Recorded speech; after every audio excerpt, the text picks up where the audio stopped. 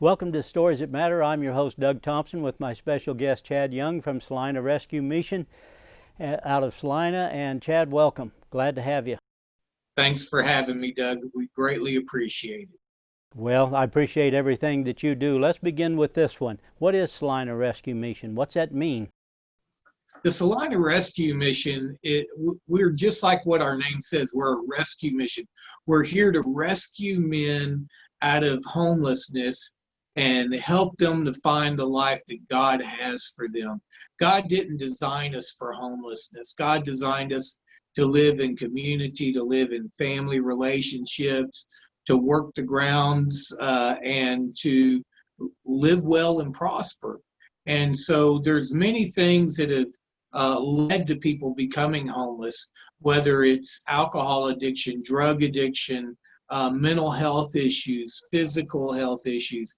The current state of our country and economy, with businesses closing, all of those things impact people, and they need help to overcome. And so that's what we're here. We're a safety net to the community, to those in need. We're getting to be the hands and feet of Jesus Christ, reach out to them, just like the Samaritan did to the man that was beaten up on the side of the road. He saw the man on the street. He had a heart for him and compassion for him. He reached out to him. He helped nurse his wounds, helped guide him into the inn where he continued to care for him and let him heal and get strengthened back up so that he could get back out there to living his best life. And that's what we do in a nutshell here at the mission. Of course, we have programs that are more specific based on each individual's needs. And we'll probably talk about that here in just a moment. Yeah, and you mentioned the story of the Good Samaritan. Of course, there were others who walked by that injured person laying over there, and if they'd had gutters in those days, that's where he was laying, but the edge of the road. And others just saw him, and turned and looked the other way, and whistled and went on by. And the Good Samaritan came and helped him, and that's an amazing story, because we know how Jesus used that with the Good Samaritan, and the Samaritans were looked down upon. And as you well know, when Jesus told the story of the Good Samaritan, and those who walked by that were not Samaritans and should have been doing something, that was a very powerful story. It was quite shocking to them, wasn't it? Yeah, it was indeed.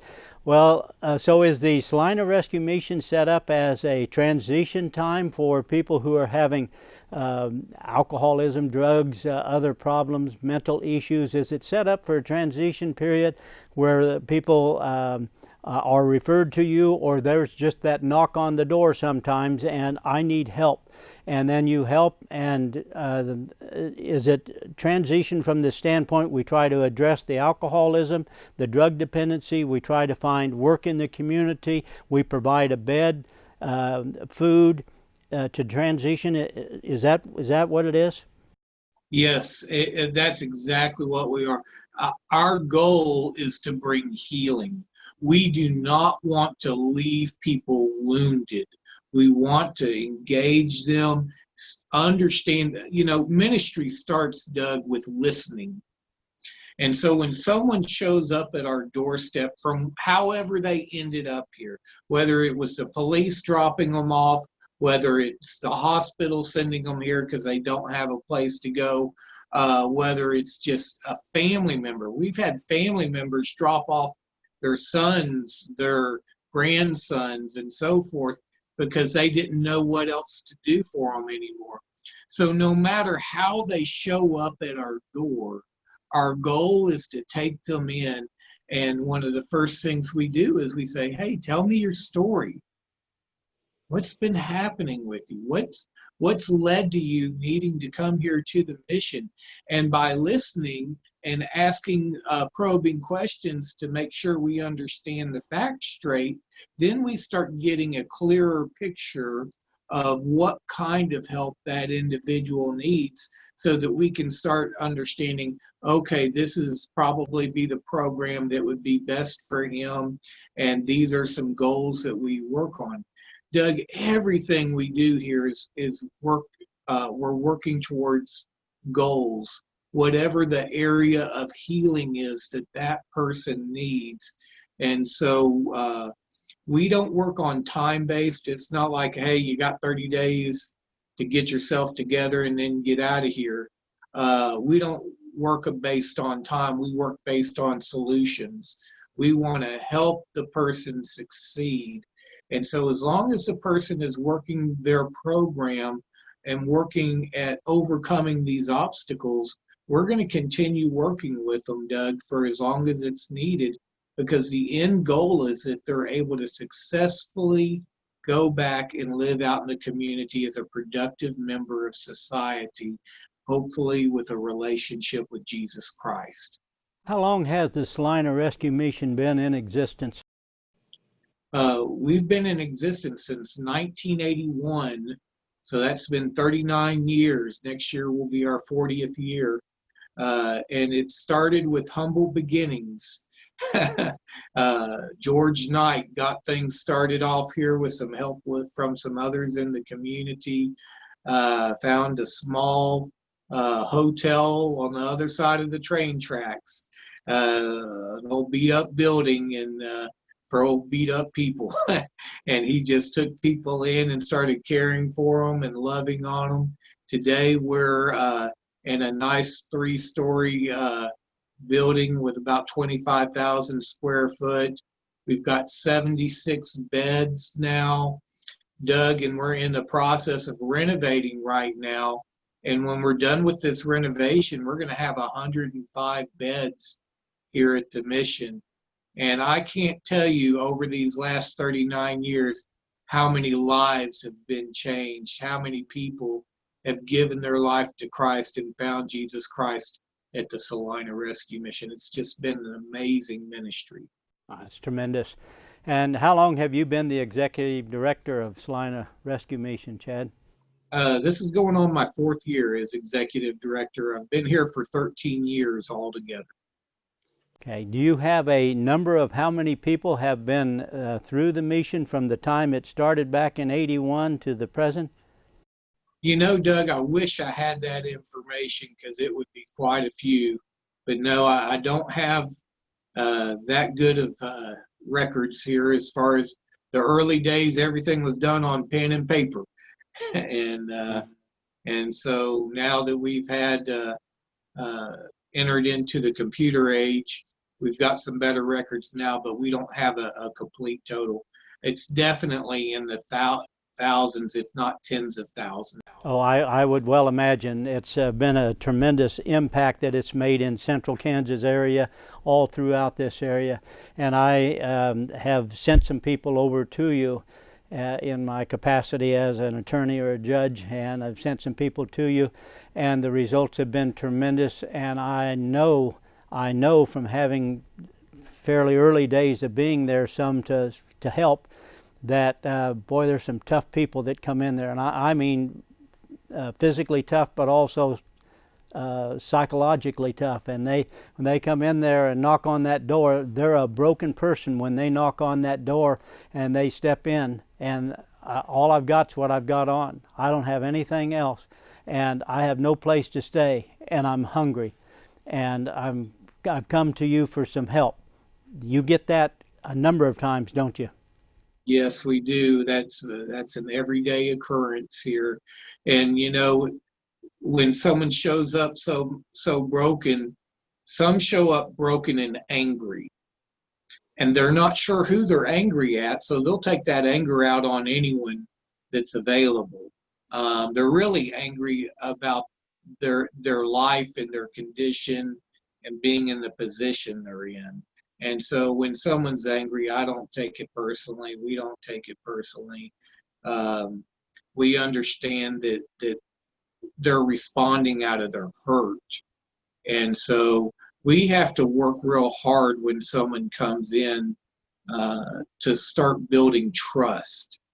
Because when someone comes here, usually relationships have gone bad, things have gone bad, people they trusted didn't work out well, and now they're coming here to us and they don't trust us instantly. we have to work to earn their trust. That's why it's so vital that when we greet them in, we greet them with a smile. We welcome them in, make them feel welcomed here. It's important that we provide food for them. We ask them, hey, do you need clothes? Let's go up to the clothing room. Doug, we gave out nearly 9,000 items of clothing last year alone. It's just an amazing thing, and we, of course, help them get a shower. I feel so much better after I've taken a shower. And so these are just small, tangible things that we can do to start building that trust relationship we need to be able to minister to these men. I think it was probably 3 or 4 years ago, my wife made me go through the closet, and so that accounted for 6,000 of the 9,000 items that went through. So I'm getting all that stuff out of here and put it to somebody who can use it. But the reality of this is, Chad, how do you handle this part here? Because I've got meals to prepare, food to come up with, and I'm sitting there looking at the numbers continuing to grow, and the people are being fed. And how do you handle that internally? And by internally, I'm meaning within you and your staff. How do you handle that? Is we've got to find some way to come up with some food. We've got to do something. We've got Thanksgiving coming up, and we have people who have no place to go whatsoever. And we're providing meals, not only the lights and the bed to sleep in and the shower to take and so forth, but how do we do that? There's got to be a lot of stress and anxiety for you. Well, sure there is. There was a lot of stress and anxiety for the disciples when Jesus was out preaching on a hill and they had 5,000 men plus women and children to feed. And Jesus said, you feed them. And they're like, what? What do you mean we feed them? There's not enough food to go out and buy. And Jesus said, what do you have? And they found a young boy that had 2 fish and 5 loaves. And they gave over what they had to give. And we depend on that, Doug. We depend on the generosity of our community. Some people can give 500 loaves. Some people can give 1 loaf. Whatever it is people have to give. So, Doug, we send out mailers and we ask people, hey, would you be a part of helping us touch someone's life by providing a meal? We do food drives. So we've got the Dr. Temple food drive coming up in November that we do here in Salina every year. We've got Project Salina, which is another food drive that happens in the summertime. But the truth is, we need food year-round. I know most people look at their giving towards the end of the year, and whatever works for people is great. It's greatly appreciated. But the need is here all year long. So last year, Doug, we served over 54,000 meals here at the mission last year. Tremendous. And we don't know how many we're going to serve this year. God knows. We don't know. We just have to watch what our numbers are on a daily basis and make sure that we're prepared to serve that many people, and then a little bit more, for the next day and for the next. Yeah. And I know this, that you work with the individuals who come in. Many of them come in and they have a skill, they want to work in the community. You help them to find jobs, to get placement in the community, and to earn a living. Am I correct with that? That's correct. We have an employment program, Doug, and the focus of that employment program is to help guys find work. So first of all, we make sure they have an ID, because you can't go to work without an ID. So we make sure they have an ID, a social security card. Sometimes that takes a while for some people, for us, because we got to get birth certificates and all of that. Once we get that, then we start setting them up with the Workforce Center here in town, which has a wonderful resource of job opportunities here in the community. We're also in good relations with many of our larger businesses here in town.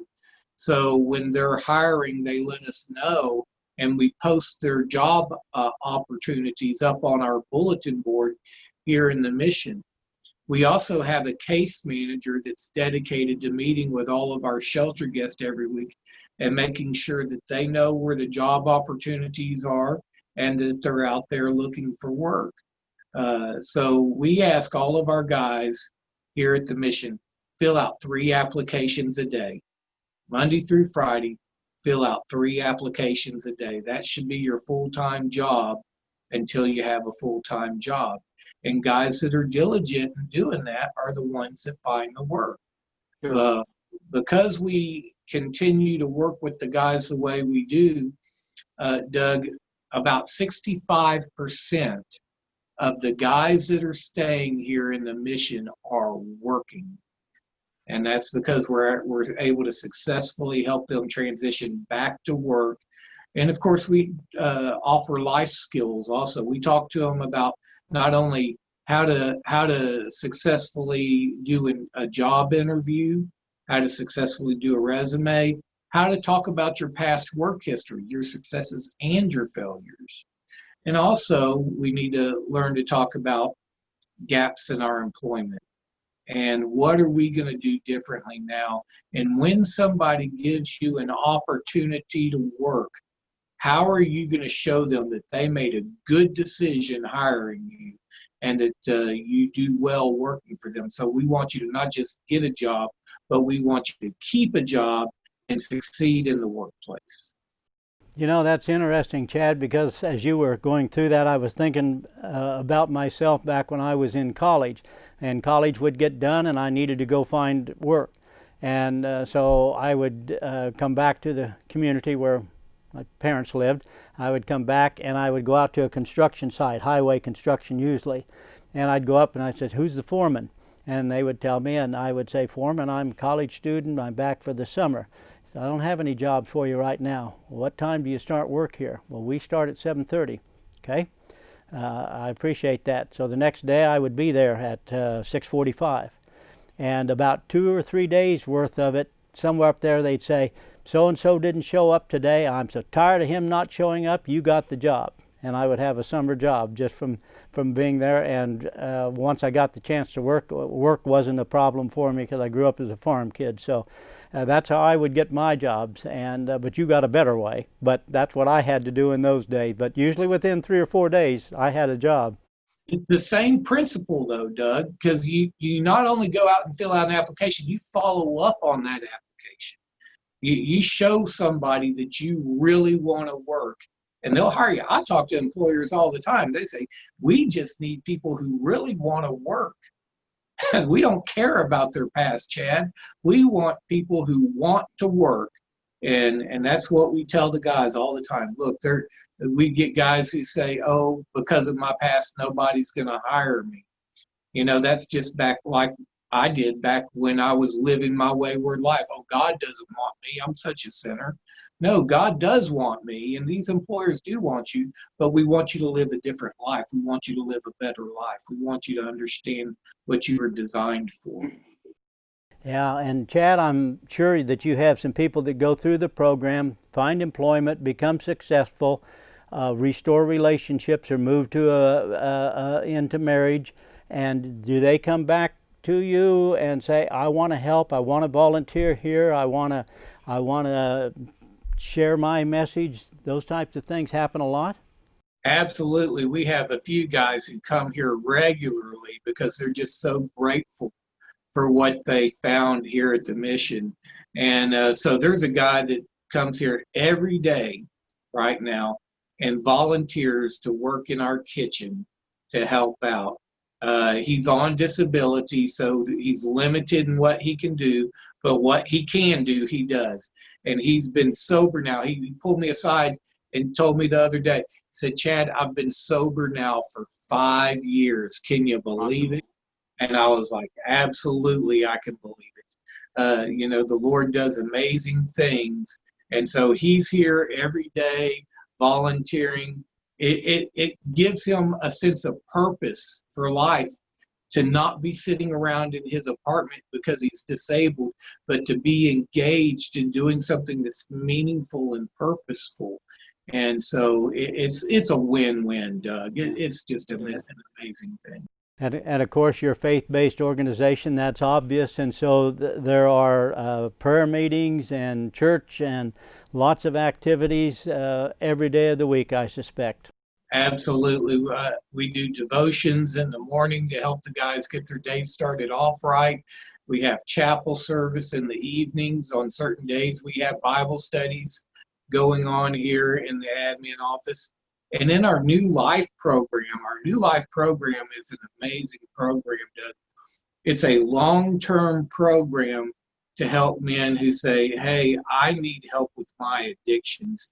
I need to give my life to the Lord and find a better way to live life. And so these people go through our program. It takes 12 to 18 months, and it's a free program, Doug. All they have to do is say, I want this. And so they get to come into the program, and we start off by focusing on our relationship with the Lord. It says in Psalms, if the Lord doesn't build the house, the laborers build in vain. And so we start off with our relationship with the Lord, and we put that first, and then we start working on all the other issues. And so it's a long program because change that's deep and meaningful and lasting takes time to develop. And so we work with the men diligently. They get to give back while they're working here and learn what it means to be a servant of God. So the guys that are in that program, they'll help out by working in the kitchen or in the laundry room or helping to clean around the mission and so forth. So everybody that stays here at the mission has a responsibility here too. Just like I'm sure you do at home. I'm sure your wife doesn't let you just come home, make messes, and do nothing around the house. You've been over, I see. You've been there, huh? Yeah, I've been there. I'm pretty sure when I get home from work, I don't get to just lay around. I have chores to do at home too. It's the same way here at the mission. Everybody who stays here at the mission has something that they need to do to help with our household here. And so we really help the men start accepting responsibility for themselves and teach them good working habits while they're here. Chad, thank you so much for visiting with us, and we'll put up on the screen the contact information. If you're watching this program for the first time, you're talking to Chad Young, from the Executive Director of Salina Rescue Mission out of Salina, Kansas.